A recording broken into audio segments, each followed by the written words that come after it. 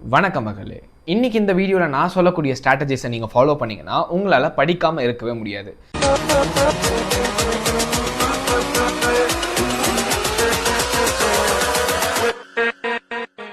நிறைய பேர் என்கிட்ட கேட்ட ஒரு விஷயம் என்னன்னா, ப்ரோ நான் இந்த மாதிரி 18 மணி நேரம் படிக்கணும்னு சொல்லிட்டு ட்ரை பண்ணுறேன், இந்த மாதிரி 10 மணி நேரத்துக்கு மேலே படிக்கணும்னு சொல்லிட்டு ட்ரை பண்ணுறேன், ஆனால் என்னால் ரெகுலரைஸே பண்ண முடியல ப்ரோ. ஸோ இதுக்கு வந்து பெர்மனெண்ட்டாக ஒரு சொல்யூஷன் சொல்லுங்கள், that I should be consistent with my studies அப்படின்னு சொல்லிட்டு கேட்டிருந்தீங்க. அதுக்கு நான் எல்லாரோட கமெண்ட்லேயும் ரிப்ளை பண்ணுது, just become obsessed with studies bro அப்படின்னு சொல்லிட்டு தான். So what is this obsession and how you can be obsessed with studies அப்படின்றது தான் இந்த வீடியோவில் நம்ம தெளிவாக பார்க்க போகிறோம். So first of all, what is obsession? So நீங்கள் ஒரு விஷயத்தை இல்லாமல் உங்களால் at end of the day உங்களால் சர்வை பண்ண முடியாதுன்னு வச்சுக்கோங்களேன். இப்போ உங்களால் தூங்காமல் ஒரு 4 நாள் இருக்க முடியுமா? முடியாதுல்ல. ஸோ அந்த ஒரு நாளுக்கே உங்களுக்கு வந்து கண்டிப்பாக தூக்கம்ன்றது தேவைப்படும். ஸோ தூக்கம் இல்லாமல் உங்களால் வாழ முடியாது. அதே மாதிரி தான் நான் சொல்லக்கூடிய இந்த அப்சஷனை வந்து ஸ்டடீஸ் மேலே கிரியேட் பண்ணிட்டீங்கன்னா you can't survive without being studying or எப்படி சொல்கிறது, ஒரு பர்டிகுலர் சாட்டிஸ்ஃபேக்ஷன் வர வரைக்கும் நீங்கள் படிக்காமல் உங்களால் வந்து சர்வை பண்ண முடியாதுன்னு வச்சுக்கோங்களேன். ஸோ அந்த மாதிரியான ஒரு அப்சஷன் தான் வந்து நம்ம கிரியேட் பண்ண போகிறோம். So after following what I could say is, நீங்கள் ஒரு வித்தியாசமான வெர்ஷன் ஆஃப் யோர் செல்ஃப் வந்து நீங்கள் டிஸ்கவர் பண்ணுவீங்க. அதாவது நீங்கள் இதுக்கு முன்னாடி ஸ்டடீஸை ஜஸ்ட் அது ஒரு பார்ட்டோ இல்லை கடமையாக படிச்சுட்டு இருக்கப்போ நீங்கள் ஒரு ஃபீல் பண்ணியிருப்பீங்க. And after you become obsessed with studies உங்களோட மைண்ட் பெர்ஸ்பெக்டிவ் எல்லாமே மாறிடும் அண்ட் உங்களோட பர்ஃபார்மன்ஸே வந்து வேறு லெவலில் ட்ரிகர் ஆகிடும். அதை நான் ஃபாலோ பண்ணியிருக்கேன். நான் ஸ்கூல்லேருந்து அப்படி தான் இருந்துட்டு இருக்கேன், இப்போயும் அப்படி தான் இருந்துட்டு இருக்கேன். Without any delay, let we step into the video. So how to become obsessed with studies அப்படின்னு சொல்லி கேட்டிங்கன்னா, first thing is that focus on the mastery rather than marks. அதாவது இப்போ நீங்கள் வந்து எதுக்காக படிக்கிறீங்க? ஒரு நல்ல மார்க்ஸ் செக்யூர் பண்ணணும். 12th போர்ட்ஸாக இருந்தாலும் சரி, இல்லை காலேஜாக இருந்தாலும் சரி, நீங்கள் 10th போர்ட்ஸ் எழுதுறதா இருந்தாலும் சரி. பட் நான் என்ன சொல்லுவேன்னா, உங்களோட பெர்ஸ்பெக்டிவில் don't focus on marks as of now. அது போர்டு எக்ஸாம் கிட்ட வரப்போ பார்த்துக்கலாம். அதை வந்து தள்ளி வச்சுட்டு டோன்ட் ஃபோக்கஸ் ஆன் மார்க்ஸ். சரி ப்ரோ, மார்க்ஸை ஃபோக்கஸ் பண்ணக்கூடாது, அப்போ எதை தான் ஃபோக்கஸ் பண்ணோம் அப்படின்னா mastery. So what's mastery according to my term is, நீங்கள் ஒரு வேலையை செய்கிறீங்களே, நீங்கள் படிக்கிறீங்க. ஸோ நீங்கள் படிக்கிறதுல ஹவு மாஸ்டர் யூ ஆர், அதாவது நீங்கள் பண்ணுற வேலையில் எவ்வளோ சிறப்பாக இருக்கீங்க. இப்போ ஒன்றும் இல்லை, ஒரு மேக்ஸ் எடுத்து நீங்கள் ப்ராப்ளம் சால்வ் பண்ணுறீங்கன்னு வச்சுக்கோங்களேன். ஸோ இன்றைக்கி யூ ஆர் சால்விங் ஆல்மோஸ்ட் ஒரு 5 ப்ராப்ளம்ஸ் வந்து சால்வ் பண்ணுறீங்க. ஸோ அதில் வந்து உங்களுக்கு சிலதுக்கு ஆன்சர் வந்திருக்கலாம், சிலருக்கு வராமல் வந்துருக்கலாம்.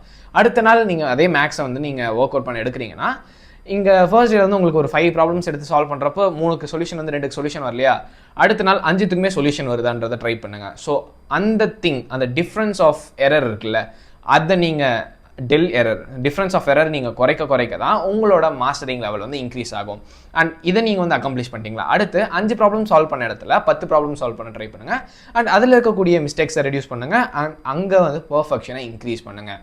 ஸோ இந்த மாதிரி உங்களோட ஒவ்வொரு சப்ஜெக்டில் இருக்கக்கூடிய ஸ்கில் அண்ட் உங்களோட ஒவ்வொரு சப்ஜெக்டோட பர்ஃபார்மன்ஸும் இன்க்ரீஸ் பண்ணுறது தான் mastering up your level in each domain. So ஒவ்வொரு டொமைன்லையும் ஒவ்வொரு சப்ஜெக்ட்லையும் வந்து உங்களோட ஸ்கில்ஸ் அண்ட் உங்களோட பர்ஃபார்மன்ஸ் வந்து என்ஹான்ஸ் பண்ணுங்கள். That is mastering up your ஸ்கில்ஸ்ன்றதில்ல, மாஸ்டரிங் யுவர் லெவல். ஸோ நீங்கள் ஒவ்வொரு சப்ஜெக்ட்லையும் உங்களை மாஸ்டர் அப் பண்ணாலே போதும், உங்களோட மார்க்ஸ் ஆட்டோமேட்டிக்லி இன்க்ரீஸ் ஆகும். ஏன் சொல்கிறேன்னு சொல்லுங்கள்.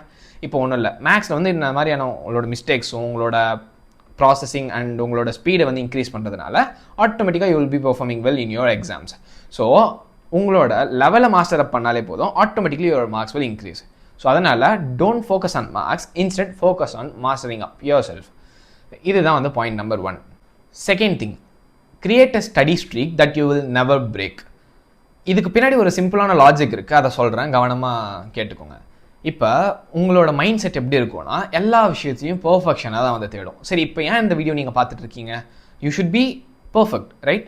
நீங்கள் எந்த விதத்தில் படிச்சுட்டு இருந்தாலும் அதை விட நீங்கள் இன்னும் இம்ப்ரூவைஸ் பண்ணி இன்னும் மேலே வரணும். நீங்கள் வந்து பர்ஃபெக்டாக இருக்கணும், ஐடியலாக இருக்கணும். If suppose you have a chance to secure 100 out of 100னா you should damn do the thing. So இதுதான் வந்து ஹியூமனோட நேச்சர், ஹியூமனோட மைண்டும் இப்படி தான் வேலை செய்யும். ஸோ எங்கே போனாலும் உங்களோட மைண்ட் பர்ஃபெக்ஷனாக தான் தேடும். ஸோ இப்படி இருக்கிற நேரத்தில் நீங்கள் என்ன பண்ணணும்னா, உங்களோட படிக்கிற விஷயத்த பர்ஃபெக்ஷனுக்காக மாற்றுறதுக்கு ட்ரை பண்ணணும். House that? ஒரு சிம்பிள் எக்ஸாம்பிள், யாரெல்லாம் ஸ்னாப்சாட்டில் யூஸ் பண்ணியிருக்கீங்க? ஸோ ஸ்னாப்சாட்டை பொறுத்த வரைக்கும் ஏன் அது இது வரைக்கும் சக்ஸஸ்ஃபுல்லாக இருக்குது அப்படின்னு சொல்லி கேட்டிங்கன்னா, அதில் ஸ்ட்ரீக்குன்ற ஒரு மேட்டர் இருக்குது. ஸோ இப்போ ஒன்றும் இல்லை, நானே வந்து ஸ்னாப்சாட்டை இன்ஸ்டால் பண்ணேன்னா, ஆஸ் ஆஃப் நோ என்கிட்ட ஸ்னாப் இல்லை. ஸோ இன்ஸ்டால் பண்ணேன்னா அதில் ஒரு 5 days நான் வந்து யூஸ் பண்ணுறேன்னு வச்சுக்கோங்களேன், ஃப்ரெண்ட்ஸ்க்கு ஸ்னாப் அனுப்புகிறேன் அப்படின்னா, அட் த எண்ட் உங்களுக்கு வந்து அதில் வந்து ஸ்ட்ரீக் வந்து கணக்காயிடுது. அதாவது எத்தனை நாள் நீங்கள் கண்டினியூஸாக யூஸ் பண்ணியிருக்கீங்க, எவ்வளோ கன்சிஸ்டண்ட்டாக அதில் இருக்கீங்கன்றத அந்த ஸ்ட்ரீக்கோட கவுண்ட் இருக்கும்ல, அந்த ஸ்ட்ரீக்கோட கவுண்ட் உங்களுக்கு அதிகமாக உங்களுக்கு ஒரு சந்தோஷம். சரி நம்ம ஸ்ட்ரீக் மெயின்டைன் பண்ணியிருக்கோம், இது வந்து உடஞ்சிடவே கூடாது அப்படின்னு சொல்லிட்டு அடுத்த நாள் உங்களுக்கு எவ்வளோ தான் பிஸியாக இருந்தாலும் சரி நம்ம அதில் ஸ்ட்ரீக் வச்சிருந்தோம்ல நேற்று போயிட்டு ஒரே ஒரு போஸ்ட் மட்டும் போட்டுடலாம், அதனால் ஸ்ட்ரீக் மட்டும் கம்மியாகாமல் இருக்கும் அப்படின்ற மைண்ட் செட்டில் எத்தனை பேர்லாம் வந்து ஸ்னாப்புக்குள்ளே வந்து போயிருப்பீங்க.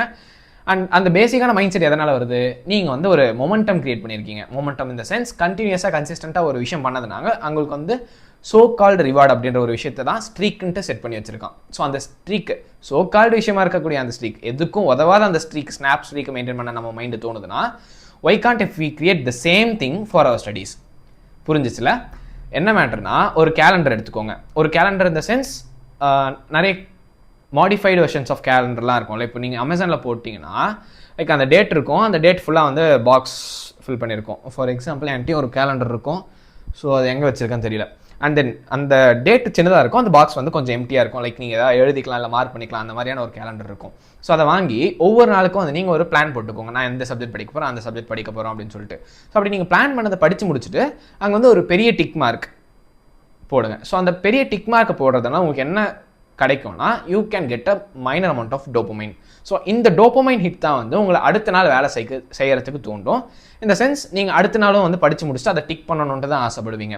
இதே மாதிரி ஒரு 10 நாள் பண்ணிட்டீங்கன்னு வச்சுக்கோங்களேன், அந்த 10 நாளுமே ஸ்ட்ரீக்கை மெயின்டைன் பண்ணிட்டீங்களா? ஸோ இந்த 10 நாள் ஸ்ட்ரீக்கை மெயின்டைன் பண்ணதை அடுத்த நாள் ரொம்ப டயர்டாக இருக்குது படிக்காமல் விட்டுறலாம் அப்படின்னு சொல்லிட்டு நீங்களா நினச்சாலும் கூட, அந்த ஒரு சோம்பேறித்தனம் வந்தாலும் கூட உங்கள் மனசு ஆட்டோமேட்டிக்காக என்ன சொல்லணும்னா அட்லீஸ்ட் ஒரு சின்ன டாப்பிக்காவது பார்க்கலாம், ஒரு ½ an hour ஆச்சு படிக்கலாம், so that I can fill that box.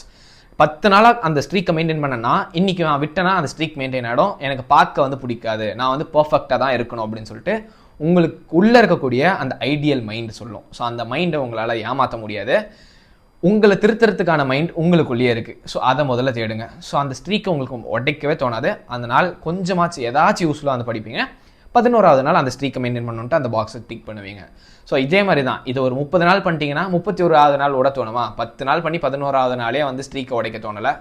அதுக்கு மேலே உங்களால் ஸ்ட்ரீக்கை உடைக்கவே தோணாது. ஃபாலோ பண்ணிக்கோங்க, விடவே மாட்டீங்க. This is the second thing. And we can step into the third thing. To compare yourself with your future version. அதாவது நீங்கள் ஒரு காம்படிஷனில் இருக்கீங்க, அப்படி இல்லைனா ஒரு கிளாஸில் இருக்கீங்கன்னா உங்களோட ரேங்க்ஸோ மார்க்ஸோ வந்து உங்கள் கிளாஸில் இருக்கக்கூடிய அதர் பர்சனோட வந்து கம்பேர் பண்ணுறது ஒரு முட்டாள்தனோடனே சொல்லுவேன். ஏன்னா ஒவ்வொருத்தருக்கும் டிஃப்ரெண்ட் கேப்பபிலிட்டி இருக்கும் அண்ட் ஒவ்வொருத்தரோட கெப்பாசிட்டியுமே வந்து டிஃப்ரெண்ட் தான்.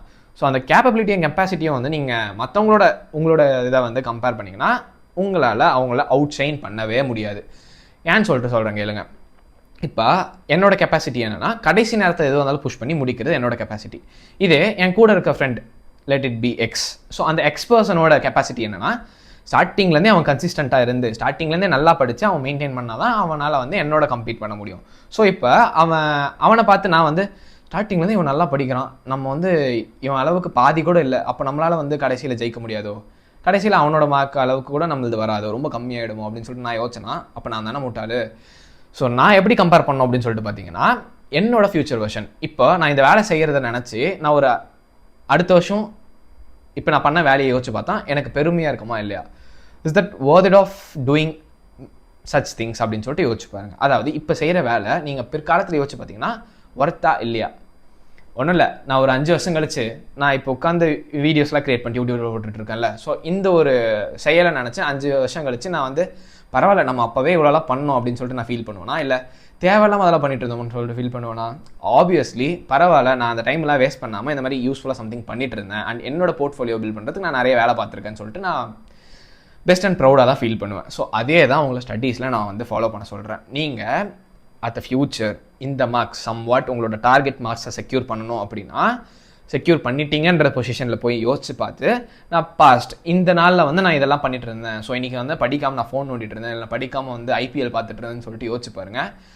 அன்றைக்கி இருக்கக்கூடிய உங்களோட வெர்ஷன் பெருமைப்படுவானா கஷ்டப்படுவானா? ஸோ அந்த பெயின் ஆஃப் ரெக்ரெட்டை டிஸ்ட்ராக்ட் பண்ணி அந்த பெயின் ஆஃப் ரெக்ரெட் அவாய்ட் பண்ணுறதுக்காக இன்றைக்கி ஒர்க் பண்ண ஸ்டார்ட் பண்ணுங்கள். Automatically you will out shine your self.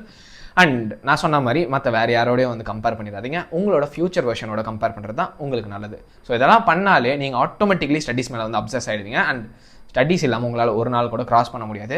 அது வந்து காலையில் எழுந்து ப்ரஷ் பண்ணிட்டு சாப்பிட்ற மாதிரி ஒரு ஹேபிட்டாகவே மாறிடும்னு வச்சுக்கோங்களேன். அட்லீஸ்ட் ஒரு 1 hour or 2 hour வந்து நீங்கள் லீவ் டேஸ் இருந்தாலும் ஆப்வியஸ்லி ஒரு லீவ் டே நீங்கள் வந்து ரெஸ்ட்டே எடுக்கணும்னு சொல்லிட்டு பிளான் பண்ணாலும் கண்டிப்பாக நீங்கள் வந்து படிச்சுட்டு தான் வந்து அதை என் பண்ணுவீங்க. So until then signing off. அடுத்த ஒரு இன்ஸ்டான வீடியோவில் சந்திப்போம். இந்த ட்ரிக்ஸ்லாம் வந்து ஃபாலோ பண்ணிட்டு யூஸ்ஃபுல்லாக இருந்துச்சு சொல்லிட்டு கமெண்ட் செக்ஷனில் சொல்லுங்கள். I will be waiting to receive all your comments so that நான் அடுத்த வீடியோ வந்து இதே மாதிரி வந்து ஐடியலாக போஸ்ட் பண்ண ட்ரை பண்ணுறேன்.